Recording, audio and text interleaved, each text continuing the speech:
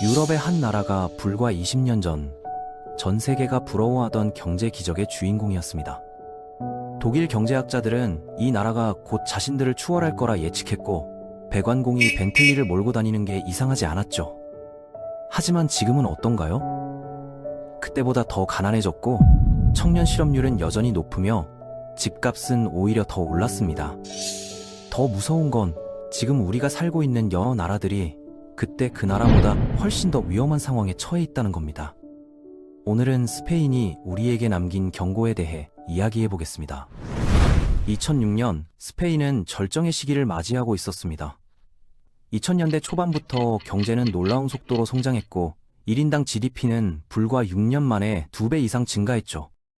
특정 지역에서는 완전 고용에 가까운 상태를 달성했고 정부는 근로자들을 위한 파격적인 복지 정책을 쏟아냈습니다. 모든 게 완벽해 보였거든요. 이 성장의 중심에는 부동산이 있었습니다.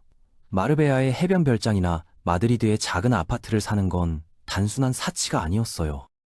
그건 똑똑한 투자였고 햇볕 아래에서 여유를 즐길 수 있는 보너스가 딸려오는 거였죠. 부동산 중개인들은 지역 유명 인사가 되었고 집을 짓는 기술자들은 수요가 너무 많아서 럭셔리 카를 몰고 다니는 게 이상하지 않았습니다. 돈이 나라 안으로 쏟아져 들어왔고 사람들은 스페인 부동산에 더 많이 투자하기 위해 빚을 냈으며 그 결과 더 많은 건설이 필요했고 GDP 수치는 멋지게 올라갔고 그러면 또 더 좋은 투자처로 보였던 겁니다. 완벽한 선순환이었죠. 하지만 당연히 그게 아니었습니다. 글로벌 금융위기와 유로존 위기라는 경제적 충격이 찾아왔고 빚으로 만들어진 파티는 순식간에 끝났거든요. 그리고 거의 20년이 지난 지금 스페인 경제는 여전히 2007년보다 못합니다. 실업률은 높고 특히 젊은이들 사이에서 심각하죠. 경제 활동은 침체되어 있고 나라는 여전히 빚에 허덕이며 가장 최악인 건 이 모든 걸 시작한 주택시장이 일반 사람들에게는 오히려 더 비싸졌다는 겁니다. 스페인은 진짜로 세계에서 가장 무서운 경제 사례 중 하나입니다. 왜냐하면 2000년대 초반의 투기 열풍을 돌이켜보면 실패할 운명이었다고 쉽게 결론 내릴 수 있지만 그 당시 스페인은 오늘날 많은 주요 국가들보다 레버리지가 덜했거든요. 만약 스페인이 경고의 사례라면 우리가 거기서 정말로 뭔가를 배웠는지 물어볼 필요가 있습니다. 스페인의 급격한 성장을 이끈 건 무엇이었을까요? 구체적으로 살펴보면 1990년대로 거슬러 올라가야 합니다. 당시 스페인은 줄어들지 않는 높은 실업률을 안고 있었죠. 정부는 점점 더 세계화되는 환경에서 더 유리한 위치를 확보하기 위해 움직이기 시작했고 그들이 선택한 방법은 유럽 경제 공동체에 가입하는 것이었습니다. 1986년에 심어진 이 씨앗은 초기에는 별다른 성과를 보이지 않았어요. 스페인의 1인당 GDP는 평균 회원국의 72% 수준에 머물렀거든요. 하지만 1990년대 초반의 글로벌 불황을 견뎌낸 후 정부는 인플레이션을 억제하는 데 성공했고 예산을 관리하면서 1990년대 중반부터 실업률을 꾸준히 낮추기 시작했습니다.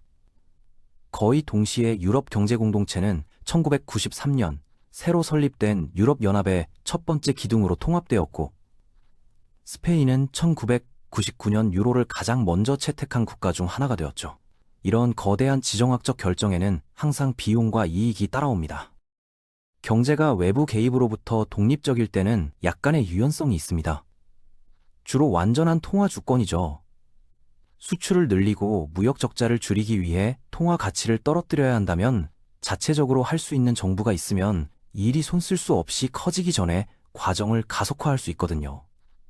인플레이션이나 부채, 실업을 다루기 위해 금리를 통제해야 한다면 국가 내에서 그 통제권을 유지하는 겁니다. 물론 반대로 더 통합된 경제 모델에는 많은 장점도 있습니다. 특히 같은 대륙을 공유하는 국가들 사이에서는요. 유로 같은 공통화폐를 공유하면 가격 비교가 단순해져서 이웃 나라들과의 무역이 훨씬 쉬워지고 개별 기업과 소비자들이 최고의 가격을 찾는 데 도움이 됩니다. 게다가 대부분의 경우 공통화폐는 더 강한 화폐죠. 특히 안정성으로 유명하지 않았던 이전의 스페인 페세타와 비교하면요. 거대한 국가 네트워크가 통화를 유지하면 수입품 대금 지불이 훨씬 쉬워지고 가장 중요한 건 신용이 훨씬 저렴해진다는 겁니다. 이게 어떻게 처리되느냐에 따라 단점 목록에도 쉽게 합류할 수 있지만요. 그렇다면 이 모든 게 스페인 거품을 촉발시키는데 어떤 역할을 했을까요? 대부분의 경제학자들에 따르면 극적인 변화는 1998년에 처음 시작되었습니다. 유로를 채택하기 불과 1년 전이었죠. 같은 해에 시작된 이민 증가에 베팅한 스페인은 주택시장에 매우 관심을 갖게 되었습니다. 이미 관심이 있었던 것보다 훨씬 더요. 시민권을 얻으려는 새로운 사람들의 물결과 함께 편안한 생활 공간을 건설하는 데 대한 관심이 높아지기 시작했거든요. 이건 스페인 정부가 긍정적인 발전으로 본 것이었습니다. 왜냐하면 건설은 노동 집약적인 직업이고 시민들을 오랜 기간 고용 상태로 유지할 수 있었거든요. 스페인의 고질적인 실업률 역사를 고려하면 왜 스페인이 이것이 20세기에 직면했던 완고한 실업률 문제에 대한 장기적인 해결책이 될 수 있다고 생각하기 시작했는지 이해가 됩니다. 건설 붐의 정점에서 블루칼라 기술자들이 고급 자동차를 모으는 역사적 기록을 찾을 수 있는데 그들의 일이 너무 수요가 많았기 때문이었죠. 이 붐에 불을 지핀 연료는 당연히 유로였습니다. 여기서 저렴한 신용이 등장하는 거죠. 스페인 은행들이 제공하는 낮은 금리와 함께 유로가 거래의 주요 촉매제 역할을 하고 낮은 위험의 외환 변동을 제공하면서 부동산 시장은 이익을 내려는 사람들에게 샘물이 되었습니다. 주택 건설에 대한 관심은 이미 스페인에서 선호되고 있었지만 유로의 도입은 개발을 그 어느 때보다 빠르고 쉽게 만들었거든요. 스페인 정부가 부동산 부문에서 세금 감면을 선호했다는 점도 국내외 투자자들의 눈에는 전혀 나쁘지 않았죠. 이런 정책들은 주택 소유의 사용자 비용을 낮췄고 나라를 엄청나게 매력적인 투자 기회로 만들었습니다. 귀속 임대료에 대한 비과세가 있었고 기본적으로 과세되지 않는 자본 이득, 주택담보대출 이자 지급 공제가 있었으며 당시 스페인을 다른 경쟁자들과 차별화시킨 건 원금 상환도 개인 소득세에서 공제할 수 있었다는 겁니다. 이 모든 것과 건설을 우선시하는 경제 성장 모델이 스페인의 차입과 부동산 시장을 입이 떡 벌어지는 높이로 끌어올렸죠. 그렇다면 왜 스페인 중앙정부는 벽에 쓰인 경고를 보지 못했을까요? 왜 나머지 글로벌 투자자들은 이것에 대해 의심하지 않았을까요? 결국 부채는 극적으로 증가하고 있었고 돌이켜보면 경제 지표들은 문제를 소리쳐 알리고 있었거든요. 먼저 사람들이 지금 이것을 위기 이후의 렌즈로 보고 있다는 걸 이해하는 게 중요합니다. 마치 대부분의 전문가들이 버니 메이도프를 월스트리트의 마법사로 봤다가 지금은 모두가 더 현명했어야 한다고 나서는 것과 비슷하죠. 하지만 성장하는 거품을 숨긴 다른 주요 요소들이 있습니다. 하나는 스페인 정부와 경제가 기능하는 독특한 방식이었어요. 공식 이론은 재정 분권화입니다. 수입 징수와 지출 집행의 책임을 중앙에서 지방 당국으로 이전하는 과정이죠. 이게 의미하는 바는 스페인 중앙정부가 다른 유럽 연합 국가들처럼 차입 과정에서 거의 또는 전혀 역할을 하지 않았다는 겁니다. 사실 당시 세계가 알고 있는 한 스페인의 부채는 믿을 수 없을 만큼 낮았어요. 왜냐하면 대부분의 경제 수치는 중앙정부만 보고 지방정부 지분은 전혀 고려하지 않기 때문이었죠. 나라를 구성하는 지역들의 자치권을 보장하려는 노력으로 스페인 정부는 1970년대 후반에 발효된 행정 분할을 촉진하는 헌법을 수립했습니다. 국가는 대서양의 카나리아 제도와 지중해의 발레아레스 제도를 포함한 17개의 자치지역과 북아프리카의 2개의 자치도시로 구성되어 있죠. 물론 건설회사, 투자자, 그리고 그냥 집을 사고 싶은 일반 사람들이 모든 차입을 하고 있다는 건 분명했습니다. 하지만 분명하지 않았던 건 정확히 누가 대출을 해주고 있었느냐는 거였어요. 여기서 지역자치의 전체 문제가 등장합니다. 스페인 같은 나라에서는 많은 세금 징수, 의료 비용, 교육 자금이 중앙당국이 아니라 각각의 자치지역에 의해 운영되거든요. 게다가 2008년 위기 이전에 전국에 흩어져 있는 약 45개의 다양한 지역 저축은행, 즉 카하가 있었습니다. 그들 대부분은 크게 성공하겠다는 큰 희망을 가지고 부동산에 올인했죠. 이런 단절이 스페인이 실제로 일이 순조롭게 진행될 때 예산 흑자를 보고할 수 있게 만든 많은 것들 중 하나였고 한동안 세계 마냥 눈치채지 못했습니다. 다시 말하지만 유럽연합 회원국이 되면서 독일, 영국, 프랑스 같은 부유한 국가들로부터의 투자에 대한 법적 장벽도 줄어들었기 때문에 이런 나라들로부터의 투자가 쏟아져 들어오기 시작하는데 오랜 시간이 걸리지 않았습니다. 이 연쇄 반응은 공격적인 건설분을 촉진했고 이는 나라의 경제를 멋지게 보이게 만들었으며 그 결과 투자자들은 경제 성장에 대해 더욱 흥분했고 더 많은 돈을 투자했으며 나라의 경제는 더욱 좋아 보였던 겁니다. 정점에서 스페인 노동력의 12% 이상이 건설에 종사했습니다. 스페인 혼자서 유럽연합의 새로운 일자리 중 절반 이상을 창출했고 독일, 프랑스, 영국을 합친 것보다 더 많은 주택을 지었죠. 신용은 폭발하기 시작했고 집값은 2003년에서 2008년 사이 불과 5년이라는 짧은 기간 동안 71%나 올랐습니다. 그리고 여기서 정말 흥미로운 일이 벌어지는데요. 스페인은 작은 방식으로나마 붕괴의 가능성을 예상했습니다. 유로존에 가입한 후 스페인 중앙정부는 잠재적인 부실 대출을 위해 돈을 따로 마련하기 위해 은행들과 협력하는 팀을 밤낮으로 운영했습니다. 일이 수익성이 있을 때요. 이건 위기 이전의 서구에서는 매우 비정상적이었고 공식 기록에 따르면 그들은 약 350억을 따로 마련했죠. 하지만 여기 문제가 있습니다. 앞으로 일어날 일로부터 나라를 구하기에는 턱없이 부족했어요. 가깝지도 않았죠. 그렇다면 여기서 핵심 문제는 무엇이었을까요? 무엇이 정말로 모든 게 무너지게 만들었을까요? 시작하자면 좋은 관계처럼 소통이 핵심인데 그건 스페인이 심각하게 부족했던 영역이었습니다. 이민은 주택 개발의 주요 초기 동기 중 하나였고 가능한 한 빨리 많은 사람들을 건설 프로젝트에 투입할 이유였죠. 알고 보니 스페인은 정확히 얼마나 많은 주택이 필요한지에 대한 추정치를 크게 초과했고 그건 좀 절제된 표현입니다. 관점을 제시하자면 2006년까지 나라는 80만 채 이상의 주택을 건설했는데 모두 약 20만 가구를 수용하기 위한 것이었습니다. 이 혼란에 더해 스페인 주택 거품의 일부 참여자들은 자신들의 필요에 맞게 규제를 변경하는 수고조차 하지 않았어요. 그들은 그냥 거짓말을 했던 겁니다. 호세 마리아 레아와 호세 가르시아 몬탈보 교수가 발표한 논문에서 두 사람은 집값을 이해하기 위해 스페인 모기지 시스템의 특성을 연구했습니다. 그들은 주택담보대출 비율, 즉 LTV를 살펴봄으로써 이걸 했죠. 이 비율은 제공된 담보대출 금액과 집의 가치 사이의 비율을 사용해서 계산됩니다. 충분히 간단해 보이지만 문제가 있었어요. 단절은 더 정교해졌는데 왜냐하면 이 가치가 외부 투기꾼들, 즉 감정회사들에 의해 결정되었기 때문입니다. 그들의 일은 일련의 특성에 따라 주택의 가격을 제공하는 것이었고 바로 그게 작동 방식이었죠. 연구에 따르면 스페인 은행은 80% 이하의 LTV가 좋은 담보대출이라고 추정했습니다. 왜냐하면 집 가치의 20%가 이미 지불되었다는 사실 때문이었죠. 하지만 LTV가 100%에 가까워질수록 담보대출은 더 위험해지고 빚을 갚지 못할 확률이 높아집니다. 만약 은행이 LTV가 80%보다 높은 담보대출에 직면한다면 스페인 은행이 그걸 받아들일 가능성은 낮았어요. 여기서 레아와 몬탈보가 충격적인 발견을 한 겁니다. 은행들은 실제로 은행 정책을 따르지 않는 담보대출을 제공할 수 있었습니다. 그리고 여기 그들이 이걸 반복해서 어떻게 해냈는지가 있어요.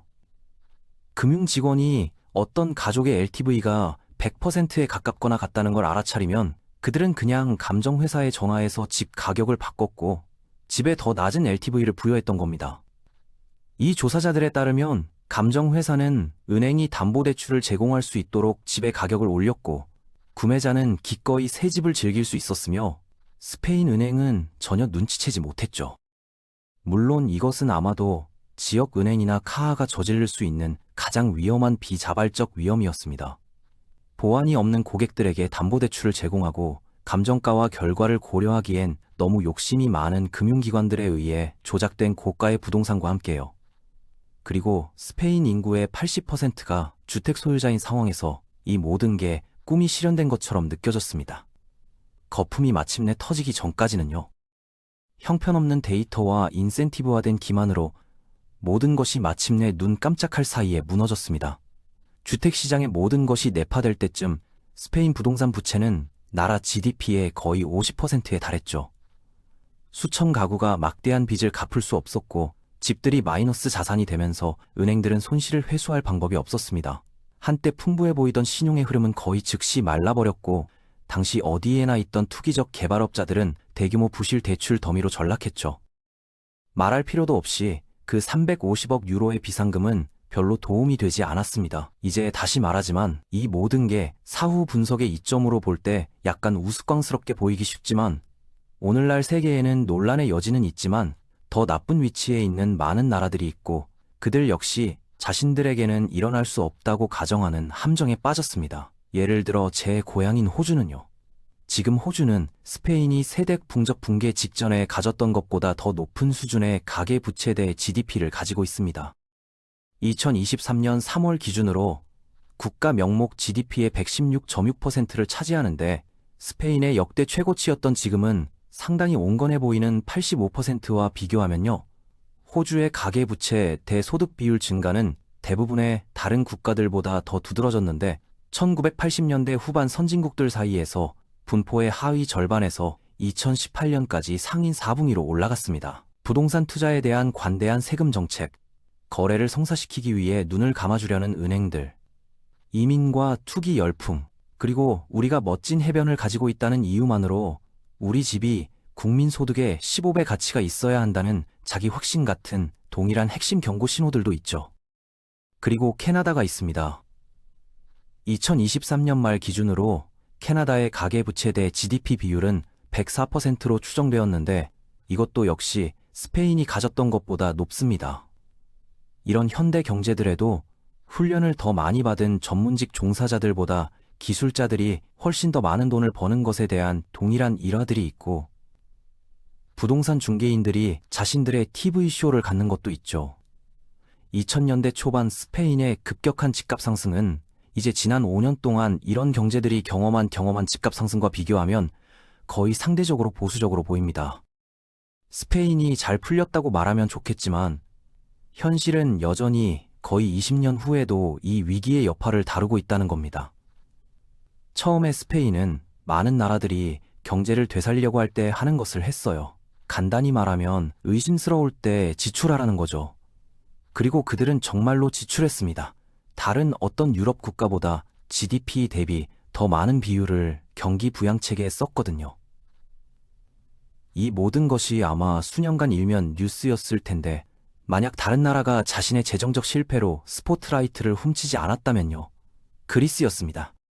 그리스의 경우 2009년 새 정부가 그리스의 재정 적자가 누구나 생각했던 것보다 훨씬 더 높다고 공개하자 채권 시장은 그리스 경제에 대한 신뢰를 잃기 시작했고 그들은 새로운 헤드라인이 되었죠.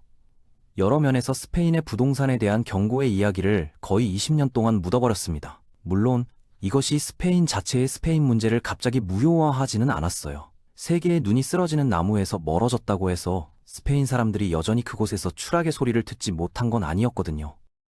나라가 오늘날까지 여전히 다루고 있는 수많은 심각한 도전 과제들이 있습니다. 대부분의 서구 국가들이 2008년 주택위기 초기에 타격을 받았지만 스페인 시스템은 특히 심하게 타격을 받았고 몇 년의 성장을 보았음에도 불구하고 GDP는 여전히 2007년에 나라가 높이 날아오르던 때로부터 회복하지 못했습니다. 90년대의 연간 급여는 프랑스, 독일, 영국과 경쟁했지만 지금은 대부분의 다른 선진국들보다 훨씬 낮은 29,100에 머물러 있고 붕괴 전에 경험하던 것보다도 적죠. 꾸준한 부채와 인플레이션 상승으로 평균 스페인 사람은 20년 전보다 오늘날 상황이 더 나쁩니다. 국제 차입 증가와 스페인 은행들의 구제 금융으로 국가는 앞서 언급된 45개의 카하 중 2개를 제외한 모든 구조를 수정해야 했고 이는 사람들이 오늘날까지도 신용에 접근하기 어렵게 만들었습니다. 게다가 한때 재정적 안정을 위한 유망한 움직임이었던 유로와의 연결은 스페인이 환율을 평가할 수 있는 능력의 대부분을 제거합니다. 이것이 낮은 소득과 결합되어 경제학자들이 두뇌 유출이라고 부르는 것, 즉 특정 국가에서 고도로 훈련받은 똑똑한 사람들의 이민을 보았는데 알고 보니 이것은 문제 해결사가 필요한 국가에게 좋지 않더군요. 블루칼라 노동자들이 스포츠카를 타고 다니던 시절도 퇴색하는 기억이 되고 있습니다. 2024년 4월 기준으로 실업률은 대부분의 다른 유럽 국가들보다 높은 상태를 유지하고 있고 사실 상승 추세에 있었죠. 통계가 다소 오해의 소지가 있을 수 있는데 고용된 것으로 간주되는 많은 사람들이 그냥 생계를 유지하기 위해 작은 임시 일을 하고 있을 뿐이고 장기적인 경력 기회의 약속은 없기 때문입니다. 물론 스페인에게는 너무 늦었을 수도 있고, 나라는 천천히 다시 성장해야 할 것이며, 만약 그렇게 된다면요.